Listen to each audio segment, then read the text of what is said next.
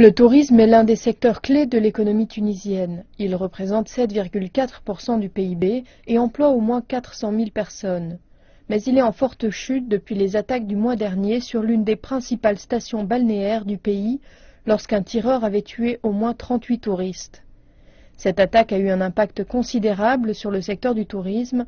Des milliers de visiteurs sont partis et beaucoup ne sont pas prêts de revenir. Avant, il y avait beaucoup de touristes anglais et américains qui venaient ici et achetaient de tout. Maintenant, après l'attentat qu'il y a eu à Sousse, ils ne viennent plus ici. Des pays comme le Royaume-Uni ont également émis des alertes à leurs citoyens, entravant encore les efforts de reprise.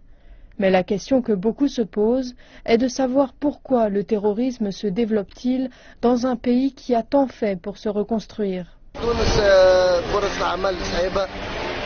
C'est très dur de trouver un emploi en Tunisie, même avec un bon diplôme. Ici, si vous voulez avoir un travail, vous devez avoir un bon réseau. La Libye sera un point stratégique pour les groupes terroristes. Je ne pense pas qu'il soit possible d'éradiquer ces terroristes dans un avenir proche. Et pour la Tunisie, la plupart des opérations terroristes qui se sont déroulées ici étaient soutenues par les armes et les combattants libyens. Le manque d'emploi est considéré comme l'un des principaux catalyseurs de la radicalisation. L'instabilité politique en Libye ne peut donc être ignorée. Avec tout mon respect, je demande maintenant à tous ces pays de nous fournir un soutien réel, significatif.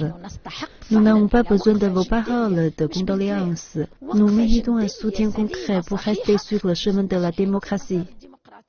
La Tunisie cherche à présent à faire tourner la chance. Le gouvernement a passé une nouvelle loi contre le terrorisme. Il semble que la bataille soit loin d'être gagnée, mais il reste bon espoir que le secteur du tourisme se remette debout.